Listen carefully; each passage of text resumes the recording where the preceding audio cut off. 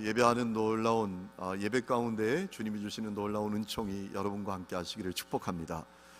지난주에는 첫 예배 때 이렇게 예배당이 꽉 찼는데 내일 연휴라 그래서 그런지 또 이렇게 빈자리가 보이고, 또 2층에 또 더 많이 앉으셨는데, 2층에 앉으신 분들은 다음 주부터 아래층으로 오세요. 아래층 꽉 채우고 2층으로 갑니다. 여러분들이 협력해 주시면 좋을 것 같아요. 여러분, 오늘이 2017년 마지막 날이고 또 마지막 주일입니다. 특별한 날입니다. 우리가 2017년 돌아보면 참 여러 가지 일들이 있었구나라는 마음을 갖게 됩니다. 대통령이 탄핵되고 구속됐습니다. 그뿐만 아니라 포항에 지진이 나서 수능 시험이 연기되는 초유의 사태가 벌어지기도 했습니다. 또 그것뿐만이 아닙니다. 연일 미사일을 쏘아대던 북한이 핵무력을 완성했다고 으름장을 놓고 있습니다. 참 여러 가지 일들이 있었구나라는 마음을 갖게 됩니다. 그럼에도 불구하고 여기까지 우리가 올 수 있었던 것은 전적인 하나님의 은혜라고 믿습니다. 여러 가지 어렵고 힘든 상황 가운데 있었지만 그럼에도 불구하고 최선을 다해서 달려오신 여러분들을 주의 사랑으로 축복합니다. 그런데 여러분, 우리가 한 해 동안 열심히 달려왔습니다. 그런데 열심히 달리는 것도 중요하지만 방향이 중요합니다. 여러분, 한번 돌아보세요. 여러분은 도대체 무엇을 위해서 그렇게 열심히 달리셨습니까? 그리고 지금 여러분은 어디에 서 계십니까? 여러분, 우리가 그것을 점검하는 것은 대단히 중요합니다. 왜냐하면 우리 인생은 두 번도 못 사는 인생입니다. 한 번뿐인 인생입니다. 누구도 살아주지 못하는 값진 인생입니다. 그렇기 때문에 내가 지금 방향을 잘 맞추어서 달리고 있는가? 나는 지금 인생의 어느 좌표에 머물러 있는가? 이것을 점검하는 것은 대단히 중요한 것입니다. 시인 정현정이라는 시인이 쓴 시를 본 적이 있습니다. 제목이 시간의 게으름이에요. 내용 중에 마음에 와닿는 표현이 있었습니다. 이런 겁니다. 자동차를 부지런히 닦았지만 마음을 닦지는 않았습니다. 인터넷에 뻔질나게 들어갔지만 제 마음속에 들어가 보지는 못했습니다. 우리 수많은 사람들이 열심은 있습니다. 최선을 다해서 달립니다. 그런데 방향이 잘못된 사람들이 많다라는 겁니다. 여러분, 인디언들은 말을 타고 달리다가 가끔 말에서 내려 달려온 길을 돌아본다고 합니다. 쉬기 위해서 내린 것이 아니죠. 왜 그들이 그렇게 하는가? 내 영혼이 잘 따라오고 있는지 살펴보기 위함이라는 거예요. 방향이 중요하다는 겁니다. 여러분, 이런 축구 선수가 있다고 생각해 보세요. 기술이 좋습니다. 체력도 좋습니다. 90분 내내 뻘뻘 땀을 흘리면서 열심히 뛰었습니다. 그런데 고작 그가 한 일이 우리 편 골대에 골을 넣는 것이었다면 얼마나 안타까운 겁니까? 열심도 중요하지만 방향이 더욱 중요하다라는 것입니다. 여러분은 어디를 향해서 그렇게 달려가고 있습니까? 그리고 여러분은 지금 어디에 서 있습니까? 오늘 우리가 읽은 빌립보서는 그것을 점검하도록 돕는 말씀입니다. 여러분, 빌립보서는 로마 감옥에 투옥되어 있는 바울이 빌립보 교회 성도들에게 쓴 옥중 서신입니다. 우리가 살아보면 편할 때가 아니라 힘들고 어려울 때 생각나는 사람이 진짜 내게 소중한 사람이구나 라는 사실을 깨닫게 될 때가 있죠. 여러분, 바울에게 빌립보 교회 성도들이 그랬다는 겁니다. 지금 바울이 감옥에 있습니다. 말할 수 없는 고난을 겪고 있습니다. 그때 이 빌립보 교회 성도들이 생각나는 겁니다. 그리고 그들을 위해서 편지를 써 내려가는 것입니다. 그러니까 이 바울에게 빌립보 교회 성도들이 얼마나 특별했는지 우리는 알 수 있는 것이죠. 여러분, 오늘 말씀을 우리가 읽었는데 앞부분에 보면 이 바울이 빌립보 교회 성도들을 얼마나 애틋하게 여겼는지 세 가지 표현으로 그가 표현하고 있습니다. 생각날 때마다 감사, 간구할 때마다 기도, 예수의 심장으로 사모함이었어요. 빌립보서 1장 3절에 보면 내가 너희를 생각할 때마다 나의 하나님께 감사한다라고 했습니다. 1장 4절에 간구할 때마다 너희 무리를 위하여 기쁨으로 항상 간구한다라고 했습니다. 1장 8절에 또 가보면 내가 예수 그리스도의 심장으로 너희 무리를 얼마나 사모하는지 하나님이 내 증인이시다 라고 했습니다. 여러분, 이 바울과 빌립보 교회 성도들의 관계는 너무나 아름다운 관계였다는 겁니다. 저는 이 말씀을 보면서 그런 기도를 합니다. 하나님, 이 관계가 저와 우리 성도들의 관계가 되게 하여 주옵소서. 이 표현이 우리 성도들의 관계가 되게 하여 주옵소서. 그저 함께 믿음의 길을 걸으면서도 의심하고 견제하고 비난하는 그런 안타까운 관계가 아니라 생각날 때마다 감사하고 기도할 때마다 간구하고 예수의 심장으로 사모하는 성도들이 되면 얼마나 좋겠습니까? 여러분, 세상에서 가장 행복한 사람은 마음 다해 사랑할 수 있는 사람이 있는 사람이에요. 저는 우리 교회가 그런 성도들로 가득한 교회가 될 수 있기를 축복합니다. 예수의 심장으로 서로를 사랑하는 성도들이 가득한 교회, 얼마나 멋집니까? 그런 교회 되어야 합니다. 그런데 여러분, 빌립보서를 읽어보면 바울이 왜 그렇게 빌립보 교회 성도들이 특별하게 여겼는지 이유를 알 수 있습니다. 왜 바울이 그렇게 빌립보 교회 성도들이 특별하게 여겼는가? 중요한 이유가 있습니다. 빌립보 교회 성도들은 복음을 위해서 바울과 함께 동역했던 성도들이었기 때문인 것입니다. 여러분, 빌립보서 1장 3절에 이렇게 바울이 증언합니다. 너희가 첫날부터 이제까지 복음을 위한 일에 참여하고 있기 때문이다 라고 했습니다. 빌립보 교회 성도들은 복음 전하는 일에 바울과 함께 했다는 겁니다. 다르게 표현하면 같은 방향을 갖고 있었다는 것입니다. 빌립보의 교회 성도들은 같은 곳을 바라보고 있었다는 것입니다. 같은 곳을 향해서 달려가고 있었다는 겁니다. 여러분, 사람이 함께하는 것도 중요하지만 바라보는 것이 다르면 문제 생깁니다. 함께하는데 목적지가 달라요. 그러면 반드시 갈라서게 되어 있습니다.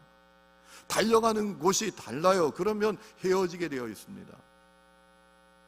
이 빌립보 교회 성도들은 바울과 같은 곳을 바라보았다는 겁니다. 같은 곳을 향해서 달려가고 있었다는 겁니다. 바울은 복음을 위해서 고난받는 것, 그는 힘들어하지 않았습니다. 복음을 위해서 감옥에 갇히는 것, 매 맞는 것, 야밤 도주하는 것, 자기 목숨도 잃어버리는 것, 그것도 두려워하지 않았습니다. 그러니 그 복음을 위해서 빌립보 교회 성도들이 함께 일하니 얼마나 애틋했겠습니까? 얼마나 고마웠겠습니까? 성도 여러분, 점검해 보세요. 여러분은 주님과 같은 곳을 바라보고 계십니까? 여러분, 무엇을 바라보고 사십니까? 주님이 바라보는 그곳을 여러분도 바라보고 계십니까? 김상현 목사님, 제가 부목사 때 섬기던 목사님이신데 그분이 해주신 얘기가 있습니다. 그분이 부산의 광안리에서 교회를 개척할 때 주일날 사역을 하다 보니까 아이가 없어진 거예요. 둘째 아이가 아장아장 걷는 아기가 없어진 거예요. 충격을 받습니다. 큰일 난 거 아닙니까? 그래서 몇몇 되지 않는 교인이지만 다 흩어져서 그 아이를 찾기 시작합니다. 그런데 문제는 파출소에 신고도 하고 찾아도 찾을 수가 없는 거예요. 저녁이 다 돼갑니다. 저녁 예배 시간이 있습니다. 아이 잃어버렸다고 예배는 생략할 수 없어서 무거운 마음을 가지고 예배드리러 교회에 오는데 충격적인 장면을 봅니다. 아니, 분식집 앞에서 교우들이 오뎅 먹고 있는 거예요. 아참 제 아내가 코멘트를 했는데 오뎅이라 하지 말고 어묵이라고 하라고. 분식집 앞에서 교인들이 웃고 떠들면서 어묵을 먹고 있는 거예요. 아, 배가 고파서 그랬겠지, 이해는 가지만 너무 서운했대요. 지금 아이를 잃어버렸는데 그 아이를 못 찾는데 오뎅이 목에 넘어가나? 내 아이였더라면 어땠을까? 막 이런 서운한 마음이 들어서 예배를 드리는 거예요. 예배를 인도하면서 무거운 마음을 갖고 있는데 사모님이 예배 중간에 들어와서 사인을 보내드려요. 찾았다고 아이를 찾았다고. 예배 끝나고 그 아이를 데리고 집으로 가려고 하는데 그 교회 권사님 한 분이 땀을 뻘뻘 흘리면서 뛰어들으면서 하는 얘기가 인수를 찾았다면서요, 그러면서 뛰어들어오더래요. 알고 보니까 그분이 그 시간까지 그 아이를 찾아 헤맨 거예요.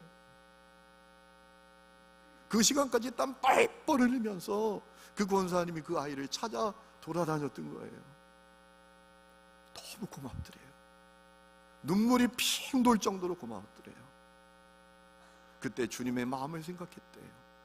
하나님은 잃어버린 영혼을 구원하기 위해서 독생자까지 내어주셨는데 우리가 그 주님과 같은 곳을 바라보고 잃어버린 영혼을 위해 찾기 위해 애쓰면 주님이 얼마나 고마워하실까, 얼마나 주님이 좋은 것을 주고 싶으실까, 그런 마음을 갖게 됐다는 거예요. 여러분 무엇을 바라보고 사십니까? 주님이 바라보는 것을 여러분도 바라보고 계십니까? 여러분, 이렇게 이 빌립보 교회 성도들이 바울에게 애틋한 성도였기 때문에 간곡하게 여러 가지 사항들을 권면합니다. 빌립보서를 쭉 읽어보면 그 내용이 나옵니다.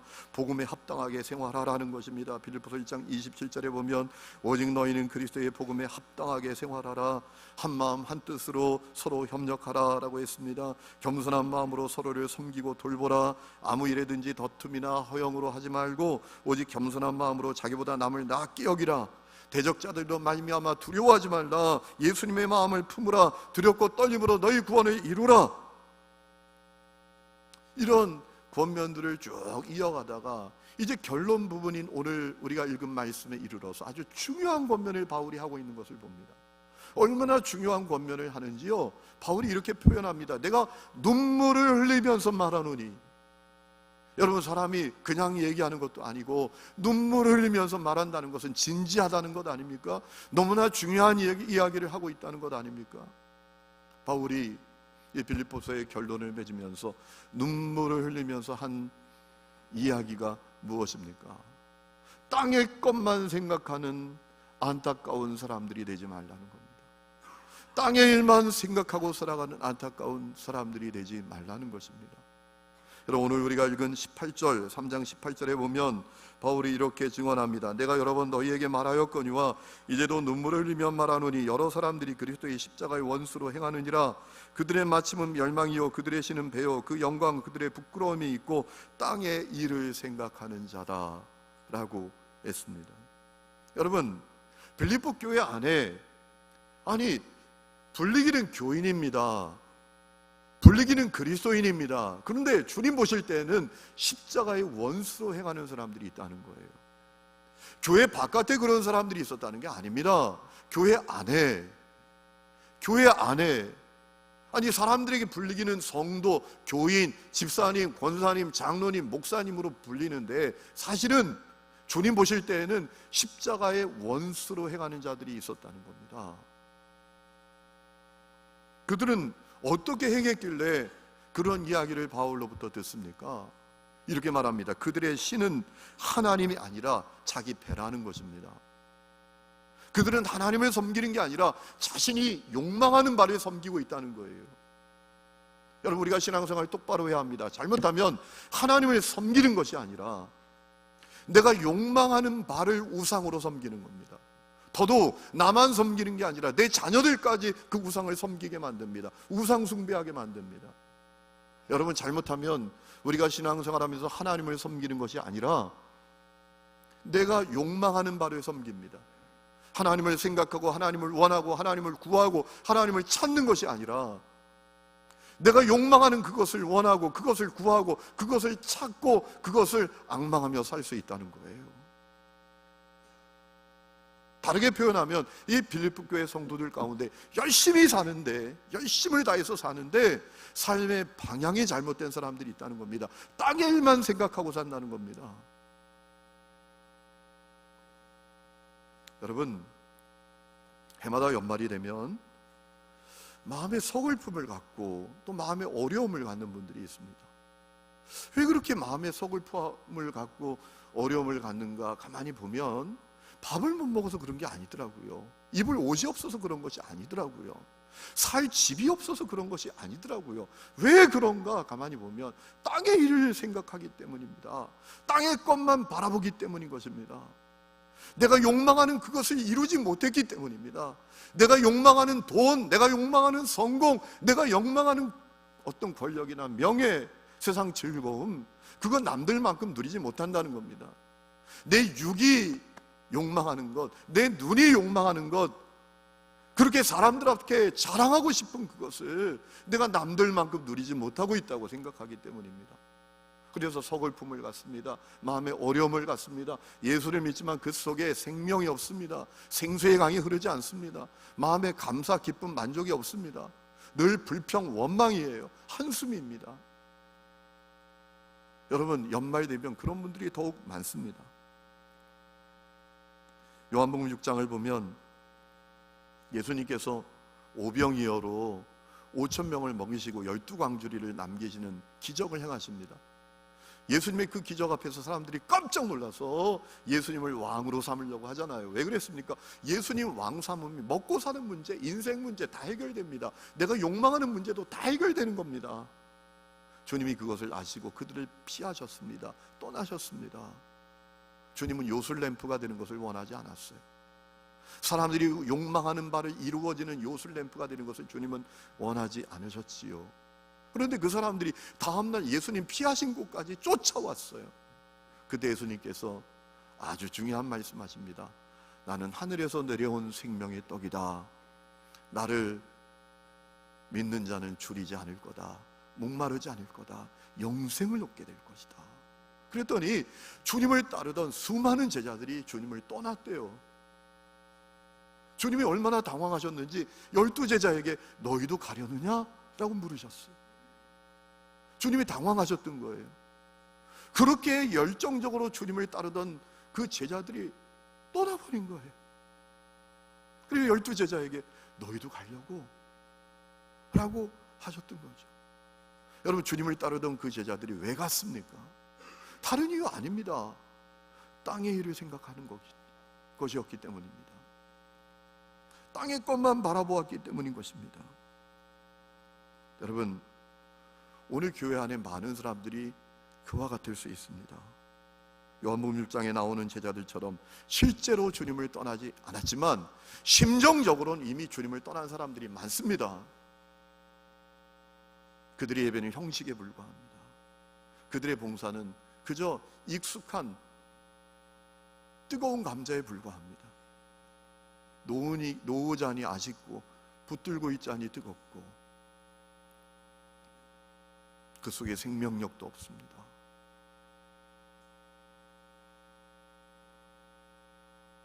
여러분, 그들을 향해서 바울은 아주 중요한 권면을 합니다. 하늘 시민권을 가진 것을 기억하라는 겁니다. 그리고 우리에게 다시 오실 주님이 있다는 사실을 기억하라는 것입니다.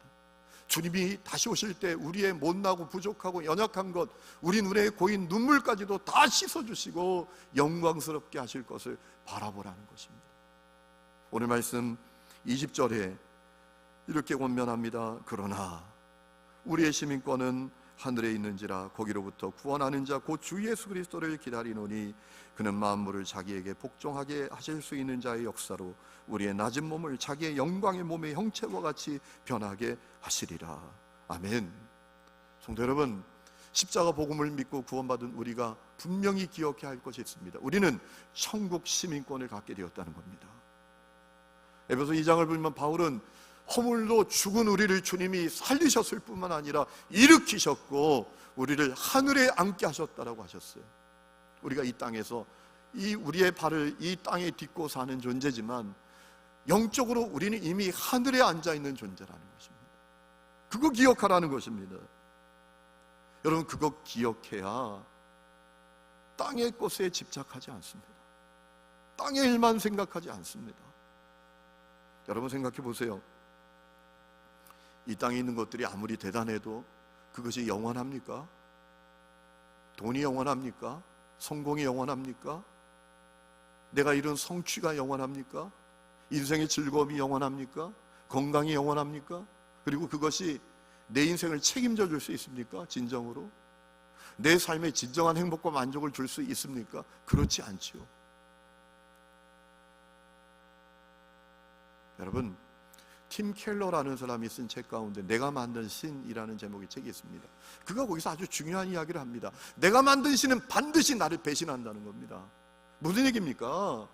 여러분, 내가 돈을 가지면 행복할 거야, 내가 명예를 가지면 행복할 거야, 인생을 마음껏 엔조이하면서 살면 내가 부러울 것이 없고 내가 정말 만족을 누릴 거야 라고 생각하지만 배신당한다는 겁니다. 가져보세요. 누려보세요. 그것이 내게 진정한 행복과 만족을 주고 내 인생을 풍성하게 하는지. 배신합니다. 가져보면 아무것도 아니에요. 공허해집니다. 그래서 그 공허함을 달랠 수 없어서 어찌할 바 몰라서 곁길로 갑니다. 일탈을 저지릅니다. 말도 안 되는 죄 가운데 더 빠져듭니다. 그러다가 비참하게 인생 끝나게 되는 것입니다. 여러분, 우리는 십자가 복음으로 말미암아 영원히 쇠하지 않는 하늘 시민권을 갖게 된 사람들입니다. 저는 우리 하늘이음교회 성도들이 그것을 확신하시기를 주의 이름으로 축원합니다. 여러분, 하늘 시민권 가지게 됐다는 게 뭡니까? 미국 시민권만 가져도 미국 시민의 권리를 갖게 됩니다. 여러분, 우리가 하늘 시민권을 가졌다는 것 얼마나 놀라운 것입니까? 하늘의 권리를 갖게 된 거예요. 하늘 시민권자의 권리를 갖게 된다는 겁니다. 하늘 시민권자의 권리가 뭡니까? 성령님이 내주하시는 것입니다. 주님이 도와주시는 것입니다. 주님이 책임져 주시는 것입니다. 주님이 인도해 주시는 것입니다. 주님이 돌보아 주시는 것입니다. 주님이 공급해 주시는 것입니다. 이 권리를 가졌다는 거 우리가 기억해야 합니다. 여러분, 생각해 보세요. 우리가 하늘 시민권을 뭘 해서 얻을 수 있겠습니까? 무엇을 주고 살 수 있겠습니까? 전적인 하나님의 은혜로 주신 거예요. 우리는 그 하늘 시민권을 갖고 있는 자고 다시 오실 주님을 맞이할 사람들입니다. 주님은 반드시 다시 오십니다.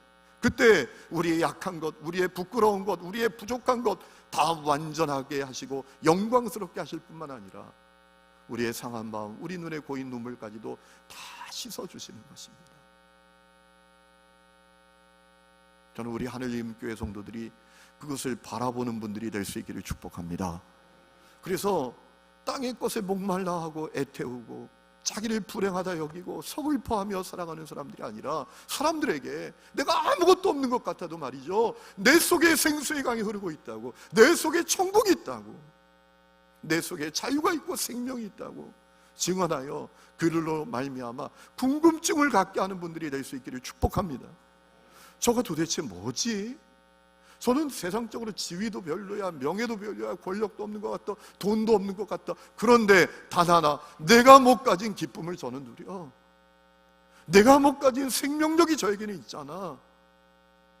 여러분, 그런 분들이 될 수 있기를 주의 이름으로 축원합니다. 주님이 우리에게 그것을 원하고 계십니다. 바울은 그런 사람들이 가져야 될 태도가 무엇인지를 이 빌립보서의 결론으로 말하고 있습니다. 오늘 빌립보서 4장 4절 이하에 보면 몇 가지로 이야기하는데, 첫 번째는 기뻐하라는 것입니다. 4절에 말하죠. 주 안에서 항상 기뻐하라. 내가 다시 말하노니 기뻐하라. 기뻐하라. 기뻐하라. 반복적으로 말하고 있습니다. 여러분, 기뻐하시기 바랍니다. 여러분, 바라보는 것이 다른 사람은 기쁨을 누리지 못할 수가 없습니다. 여러분, 생각해 보세요. 아니, 저녁 때 10만 원짜리 뷔페 먹는 것을 바라보는 사람이 점심 때 라면 먹는 거 불평합니까? 내일 100평 아파트로 이사갈 것을 바라보는 사람이 오늘 단칸방에 산다고 그것을 불평합니까? 여러분, 바라보는 것이 달라져야 합니다. 우리는 주 안에 있는 사람들이, 하늘 시민권을 가진 사람들이, 다시 오실 주님을 맞이하게 될 사람들입니다. 그러니 기뻐하시기를 바랍니다. 기뻐하세요. 여러분의 기쁨이 전도지가 될 수 있기를 축복합니다. 우리가 나눠주는 전도지가 아닙니다. 우리 얼굴이 전도지가 되어야 합니다. 저 사람 얼굴이 전도지야. 저 사람의 태도가 전도지야. 여러분, 기쁨의 열매는 관용입니다. 너그러움이에요. 여러분, 마음에 기쁨이 있어 보세요. 그러면 누가 무슨 말 해도 괜찮습니다. 내 안에 기쁨이 있고 천국이 있는데, 내가 기쁨이 없으니까, 내 안에 천국이 없으니까 누구 말 한마디가 내 심장에 비수를 못 꽂는다고 그러는 거예요. 저부터 그래요. 저부터 회개합니다. 두 번째는 염려하지 말고 기도하라는 겁니다. 6절 우리 다 같이 한번 여러분의 성경으로 읽어보실까요? 시작. 아무것도 염려하지 말고 다만 모든 일에 기도와 간구로 너희 구할 것을 감사함으로 하나님께 아뢰라. 염려 중단하고 기도하라. 염려 중단하고 기도하라. 염려를 중단하고 기도하라 라는 거예요. 여러분, 주님이 다시 오실 때까지 우리가 승리하는 삶을 살 수 있는 위대한 도구를 주님이 우리에게 주셨습니다. 그것은 기도입니다. 여러분, 그 도구 잘 사용하고 계십니까? 염려하지 말고 기도하라. 너희 구할 것을 감사함으로 하나님께 아뢰라 라고 할 때 이 아뢰라라는 표현의 원문을 보면 낱낱이 구체적으로 아뢰라는 것입니다. 여러분, 기도의 축복 가운데 하나는 주님이 주시는 평강을 누리는 축복입니다. 오늘 7절에 보면 그리하면 모든 지각에 뛰어난 하나님의 평강이 그리스도 예수 안에서 너희 마음과 생각을 지키신다 라고 했습니다. 기도하면 평강이 임한다는 겁니다. 그 평강이 내 마음과 생각까지 다 지킨다는 겁니다.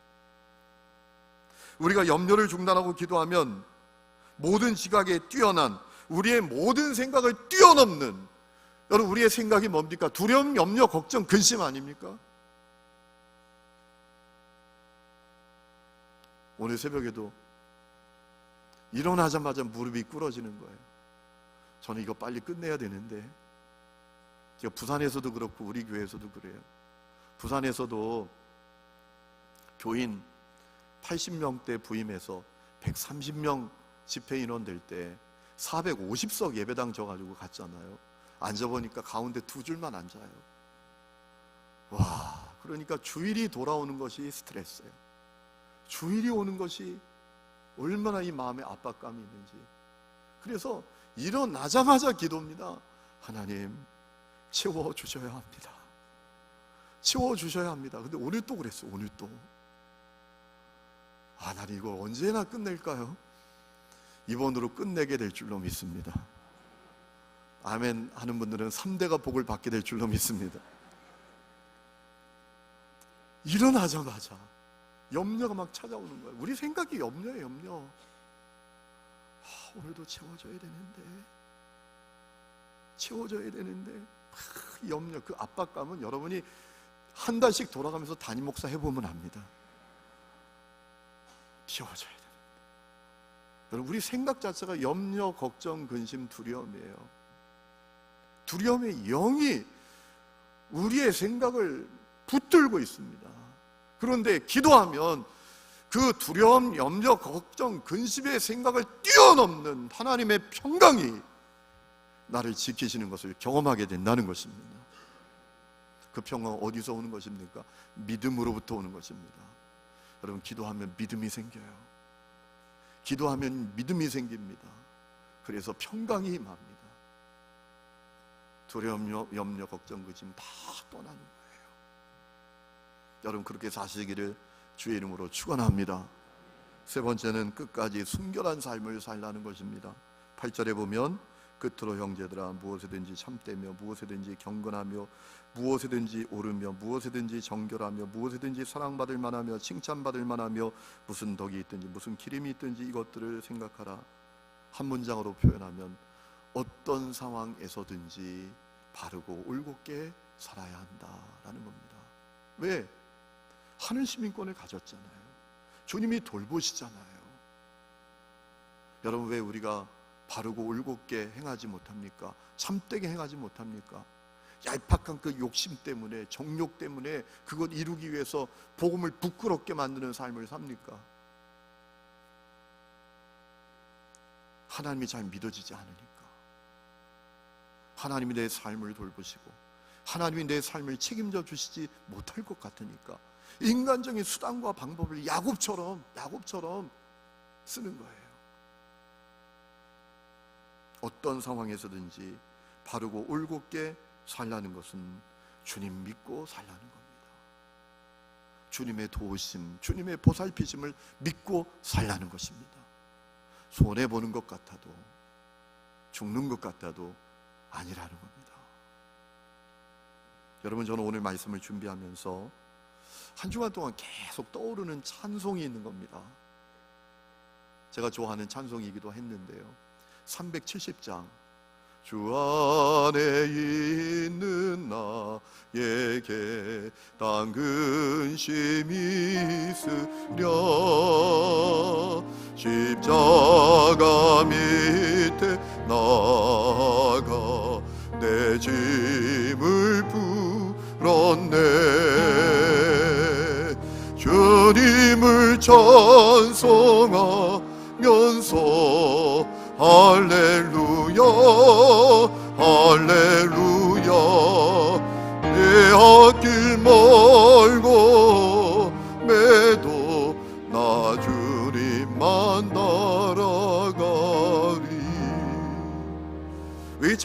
계속 생각났네 하면요, 오늘 말씀의 핵심이 이 찬송 가운데 다 들어있는 거예요.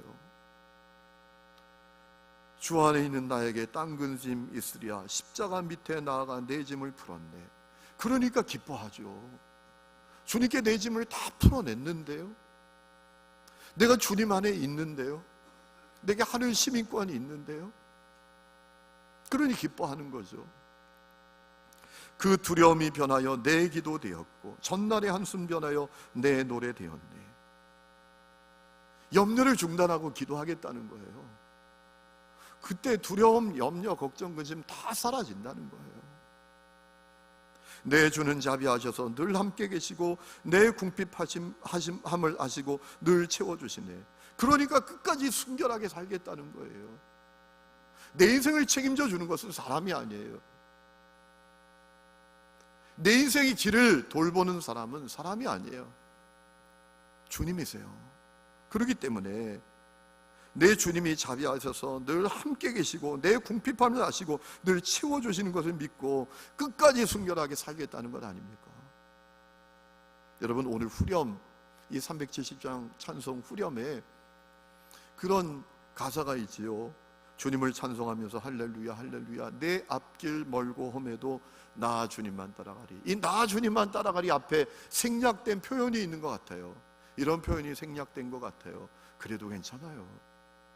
주님, 그래도 괜찮아요. 주님, 제가 없어요. 그래도 괜찮아요.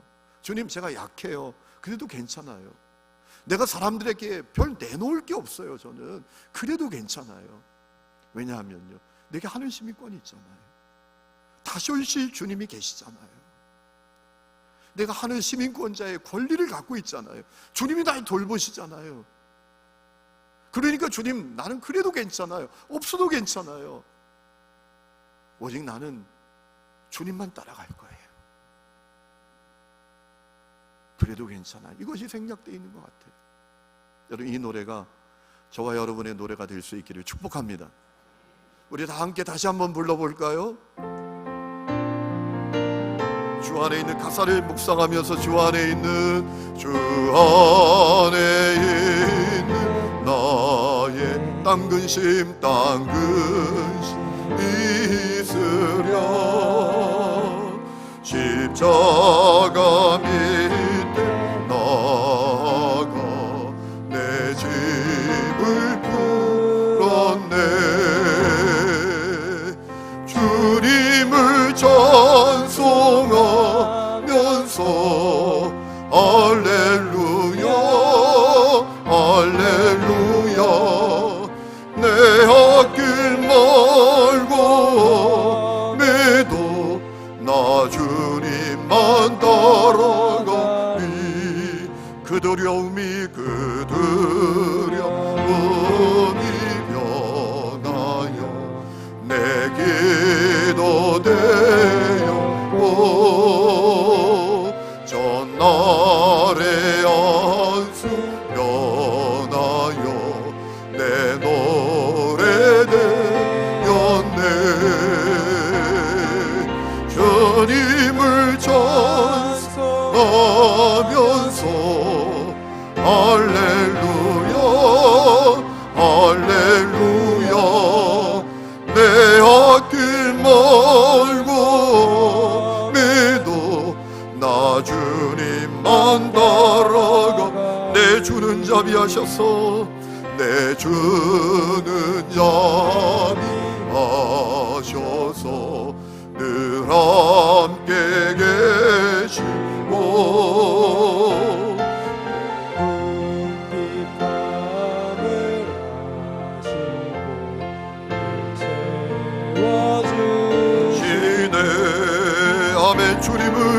주님을 찬송하면서 할렐루야 할렐루야 내 앞길 멀고 매도 나 주님만 따라가리. 내 주와 맺은 언약을 영불변하시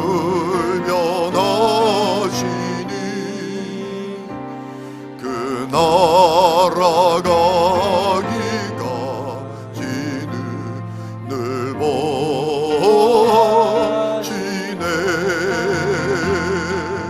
주님을 찬송하면서 할렐루야 할렐루야 내 앞길 말고 오매도 나 주님만 따라가리. 사람들이 왜 땅의 것에 그렇게 목말라 하면서 사는가 가만히 들여다보면 그것이 내 인생을 책임져 줄 거라고 생각하기 때문에 그래요. 그것이 내 인생을 보장해 줄 거라고 생각하기 때문에 그것에 그렇게 목말라 하고 그것 가지지 못하면 너무나 불안해하는 거예요. 여러분, 그것이 사단의 전략이에요. 우리 영적 분별력을 흐리게 만드는 것입니다.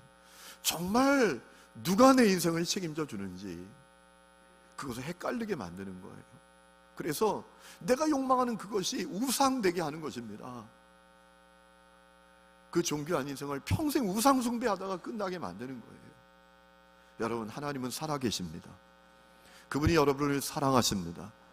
그분이 예수 십자가 복음으로 말미암아 우리에게 하늘 시민권을 주셨습니다. 주님 다시 오십니다. 여러분, 이것을 바라보는 눈이 여러분 가운데 열리기를 주의 이름으로 축원합니다. 그리하여 이 연말에 그저 서글픔과 또 절망감과 한숨과 어려운 마음으로 이 해를 마감하는 어리석은 사람들이 아니라 그래도 괜찮아요. 하나님, 내게 하늘 시민권이 있잖아요. 내게 주님 다시 오실 그 주님이 있잖아요. 내가 하늘 시민권자의 권리를 갖고 있잖아요. 주님, 그래도 괜찮아요 라는 고백을 가지고 정말 주님이 원하시는 방향을 향하여 달려가 하나님 나라에서 상급받는 성도들 될 수 있기를 주의 이름으로 축원합니다. 기도하겠습니다. 하나님 아버지, 은혜를 감사합니다. 우리가 열심히 한 해를 달려왔습니다. 그런데 열심히 달린 그 방향이 잘못되어 있지 않은지, 땅의 것만 위해서 달려와